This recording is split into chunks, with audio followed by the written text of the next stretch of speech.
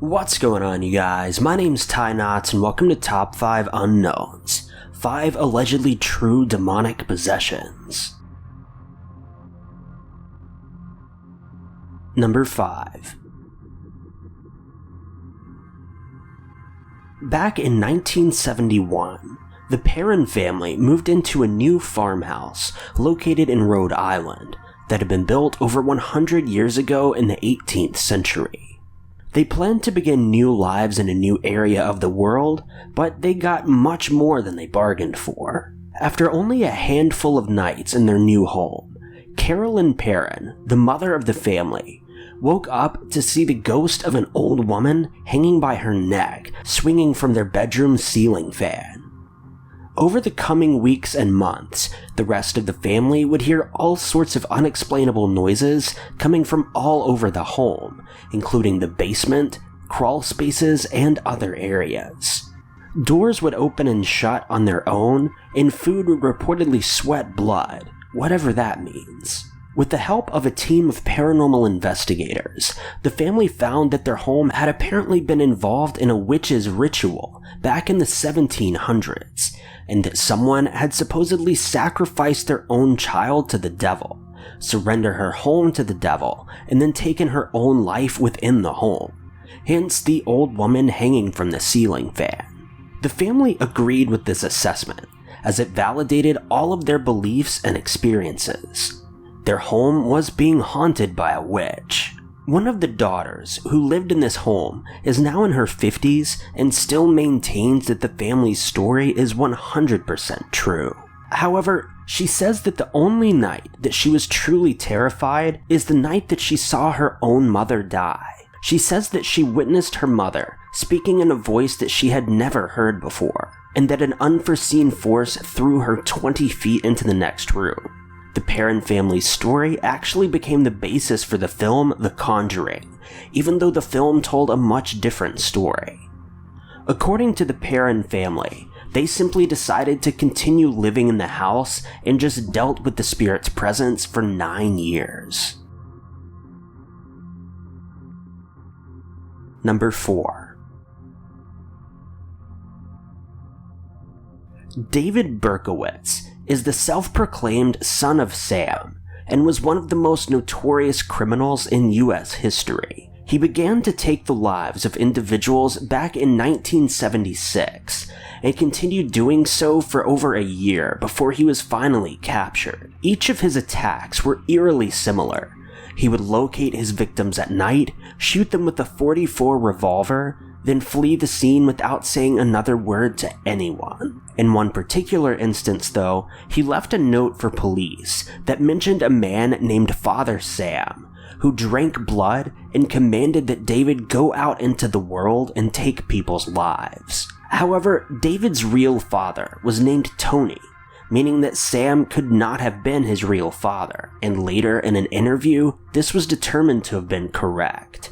In fact, Sam was the name of a demon that had allegedly possessed the neighbor's dog of all things. When David was arrested in 1977, he confessed to all of the crimes, claiming that the dog had spoken to him and made him do it. David says that the demon was of a man who lived over 6,000 years ago, and somehow found a way to attach himself to a Labrador retriever. No one is sure if David was actually telling the truth, or if this is all some sort of made-up story to humor police, but either way, it's super strange and creepy. Number 3. In 2008, a psychiatrist named Richard Gallagher, alongside a co-worker, were given a very unique task. They were requested to attend the psychiatric evaluation of a woman who was claiming to be attacked by demonic spirits. Richard later wrote about his experience at the time in a book he released later on, called New Oxford Review, and his stories were highly concerning. During his time with the woman named Julia, she would act completely normal. However, at seemingly random intervals, she would go silent and fall into a trance-like state. After this, she would have a fit of rage and begin screaming at everyone nearby, telling them to leave her alone. She was able to make objects fall off of the walls and begin to violently shake and convulse, but then with no warning, she would be perfectly fine again. Keep in mind, this is all allegedly a true story. After Richard's evaluation, a team decided it was best to perform an exorcism, which Richard was also present for. As the ritual began, Julia began to violently curse toward the priests, screaming in what appeared to be Latin or Spanish, a common occurrence during exorcisms. 3 men had to hold her down as she was simply too strong. She screamed the entire time and was spritzed with holy water repeatedly. She even levitated about 6 inches off of the ground for over 30 minutes at one point.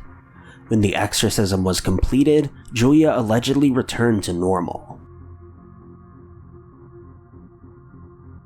Number 2.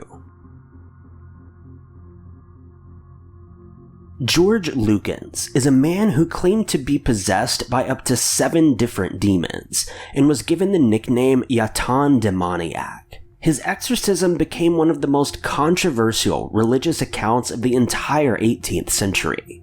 Lukens' issues were first noted when a woman named Sarah Barber sent in a letter to a local church, requesting assistance in having someone check up on an old childhood friend. For over 18 years, the friend had begun to slowly deteriorate, both physically and mentally. He would often have seizures and would growl at the people around him.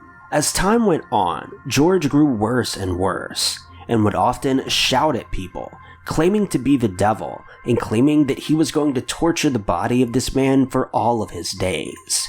By June of 1778, 7 priests were gathered to perform an extremely lengthy exorcism at a church in England. The priests began to sing religious hymns, and the man fell violently ill, hissing at them and shouting that he was going to make George's torment 1,000 times worse. He then began to cycle through several demonic personalities, though by the end of the exorcism, he had repeatedly returned to normal, and all 7 of the demons returned to hell.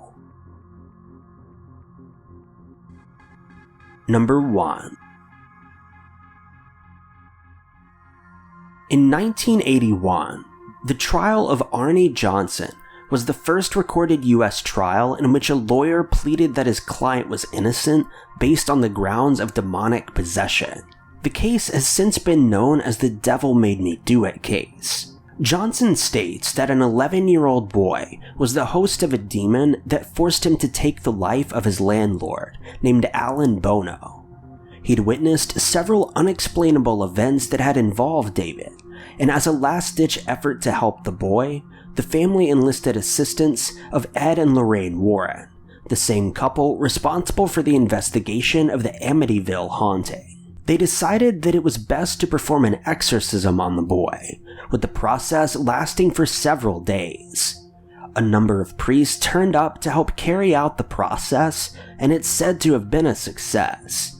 However, the judge in Johnson's case refused to be convinced, and stated that there was no actual evidence to prove that the boy's possession was legitimate. Johnson was then convicted for his crimes and sentenced to 20 years in prison, though he served just 5. According to records, the crime began when Johnson called in sick for work. He wasn't actually sick and decided to join his friend Debbie and her employer for a lunch at a local bar, where it said that they began to drink heavily. After lunch, they all returned to the kennel that Debbie worked at.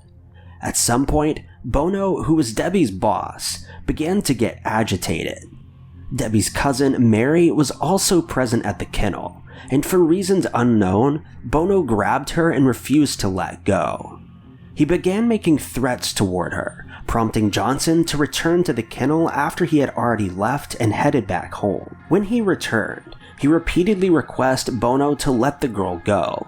Fearing for the girl's life, Johnson reportedly began to growl like an animal and charged at Bono, stabbing him several times, with Bono passing away several hours later. Johnson's lawyer stated that Bono suffered from 5 wounds, one of which stretched from the base of his abdomen to the bottom of his heart, with this likely being the fatal wound. Following Johnson's conviction, several crime documentaries were made about the case, as well as a major motion picture. The crime has since also been used in several fictional adaptations of the story, including a Discovery Channel series called The Haunting. Johnson is allegedly a free man to this day.